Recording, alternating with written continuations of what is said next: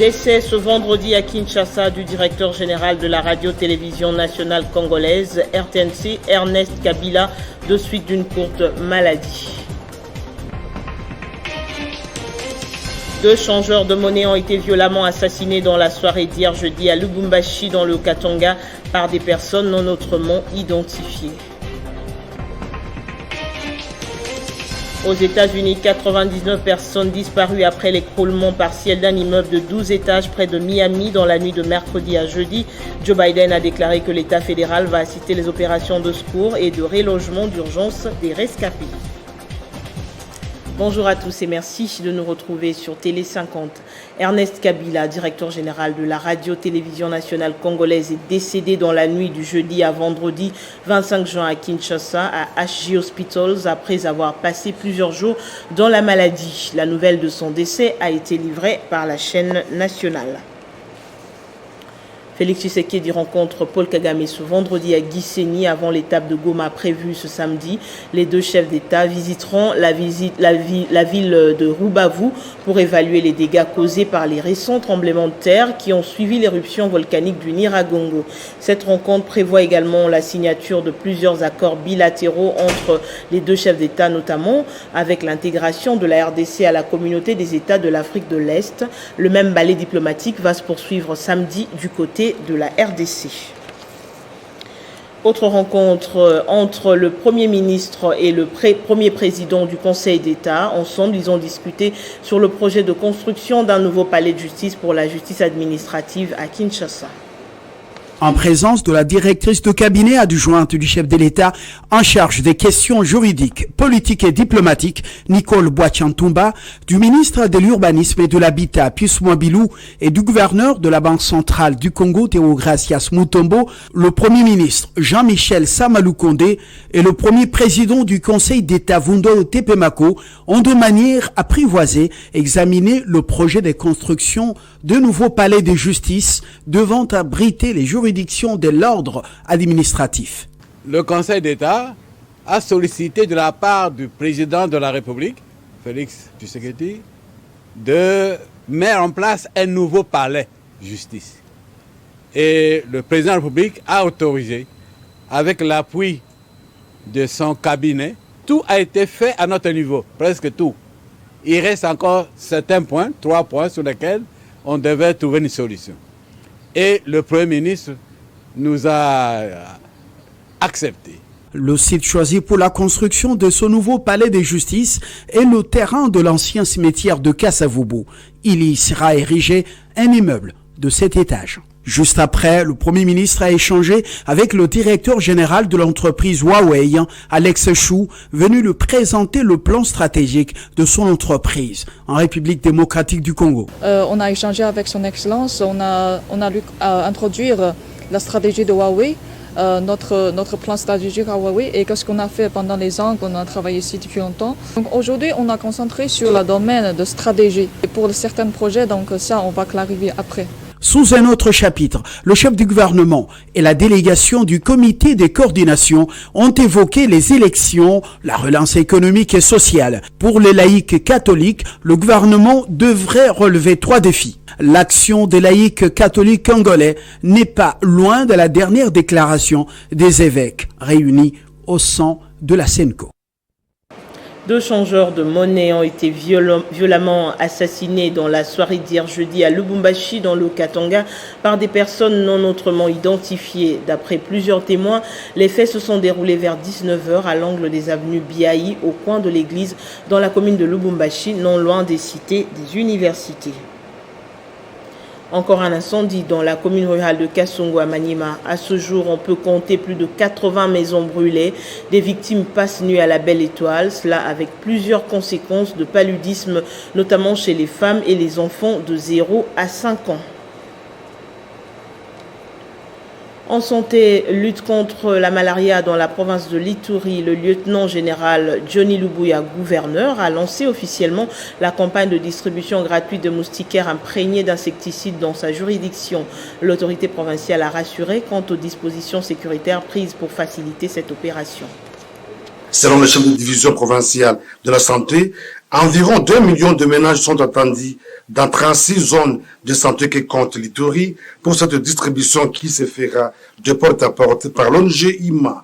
À l'autorité provinciale d'appeler toute la population de sa juridiction à recevoir ces moustiquaires et à les utiliser de façon rationnelle. C'est une opportunité pour les ménages d'obtenir leurs moustiquaires afin de se protéger contre la malaria. Chers parents, la malaria tue.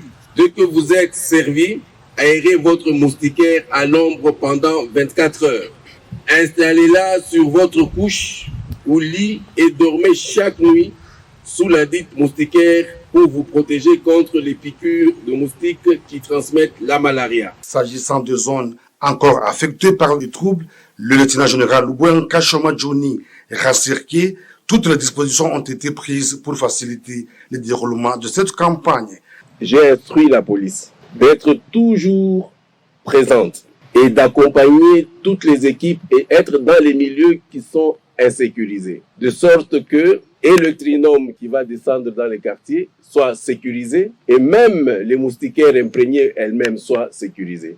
Notons que la malaria est considérée à ce jour comme étant l'une des maladies les plus meurtrières en République démocratique du Congo. La province de l'Ituri n'est pas épargnée de ces dégâts, d'où l'engagement et la détermination du gouverneur militaire, le lieutenant-général Loubouen Kachoma Johnny, de lutter contre cette pathologie au même titre que le Covid-19. Aux États-Unis, 99 personnes disparues après l'écroulement partiel d'un immeuble de 12 étages qui abritait 130 appartements près de Miami dans la nuit de mercredi à jeudi. Environ 55 appartements étaient détruits par l'effondrement de ce bâtiment de 40 ans. Les causes de cette catastrophe sont toujours inconnues jusqu'ici et le président Joe Biden a déclaré que l'État fédéral va assister les opérations de secours et de relogement d'urgence des rescapés. À présent, notre page sportive, la Fédération congolaise de football association demande à la commission de gestion de la Ligue nationale de football de procéder à la surséance des festivités de sacre de l'équipe championne de la Vodacom Ligue 1, ceci dans le but de permettre à la fédération d'examiner sans contrainte tous les recours en sa possession dont certains peuvent bouleverser le classement final du championnat. 56e Coupe du Congo, les demi-finalistes sont connus depuis ce jeudi. Desampé qui a étrié Système Jouera Lubero en demi-finale, puis Don Bosco sera face à Sangabalende. Toutes les rencontres de ces demi-finales se joueront le dimanche au Stade des Martyrs de la Pentecôte. Et pour finir, la 12e édition de la Coupe du Congo Dames a été entachée de plusieurs irrégularités. Certains clubs ont fustigé le comportement affiché par les membres de la commission provinciale de football féminin qui retranchaient sans argument fondé la cagnotte destinée aux vainqueurs.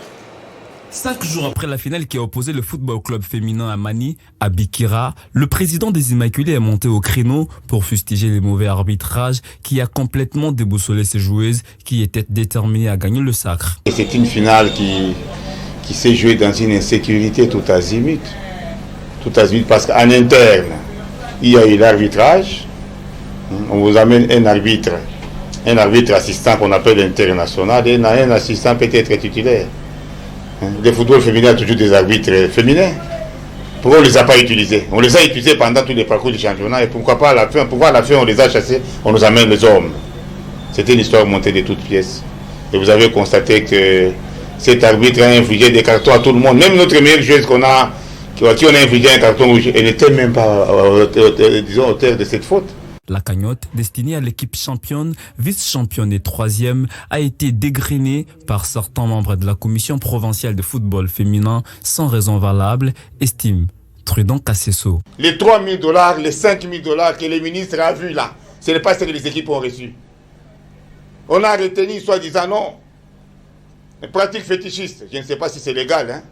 Je ne sais pas si dans les règlements du championnat, ils ont repris tout ça. Je préfère savoir toutes les amendes là. Est-ce qu'elle était reprise quelque part? Pratique fétichiste, 300 $. Et refus de partir, je ne sais pas, à leur interview avant les matchs, 600 $. En vertu de quelle disposition? Ils ont retenu cet argent à toutes les équipes.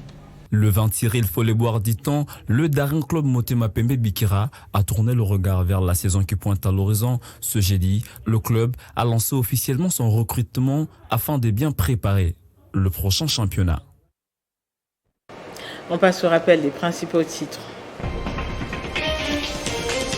Décès ce vendredi à Kinshasa du directeur général de la radio-télévision nationale congolaise, Ernest Kabila, de suite d'une courte maladie. 2 changeurs de monnaie ont été violemment assassinés dans la soirée d'hier jeudi à Lubumbashi, dans le Katanga, par des personnes non autrement identifiées.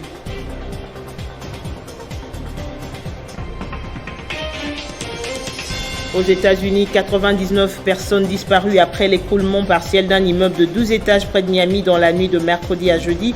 Joe Biden a déclaré que l'État fédéral va assister les opérations de secours et de relogement d'urgence des rescapés. La revue de presse, c'est dans un instant. Merci de rester avec nous.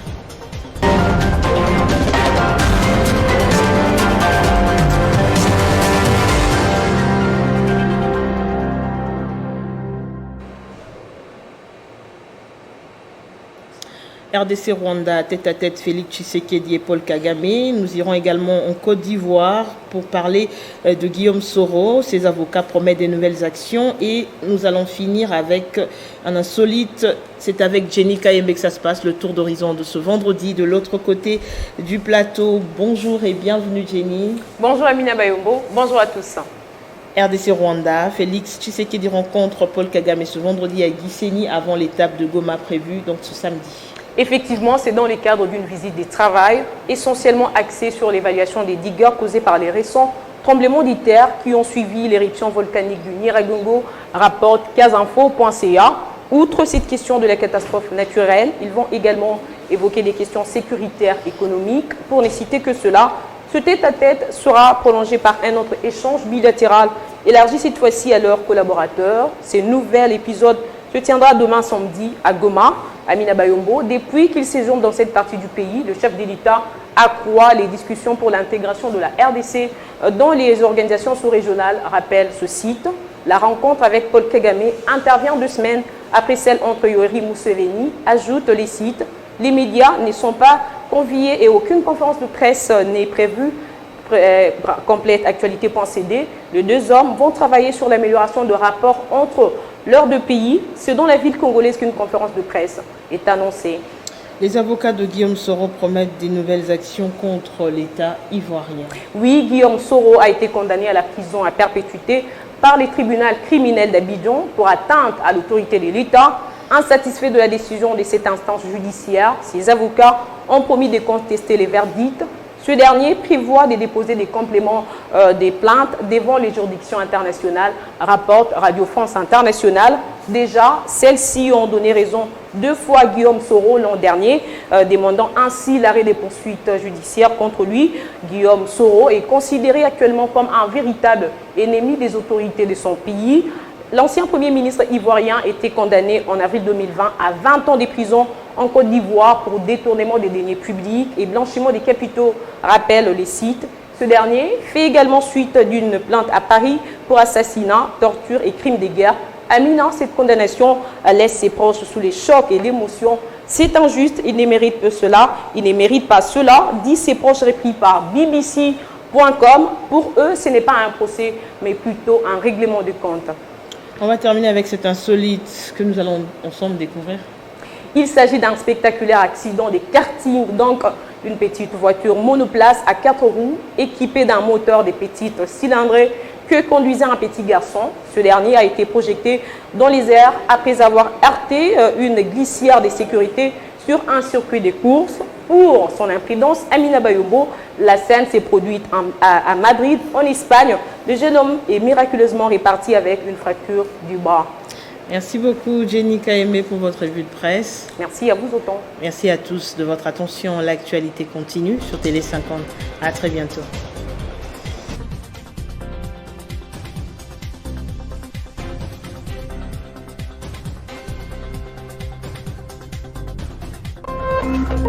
Téléchargez les infos Télé 50 sur www.tele50.cd.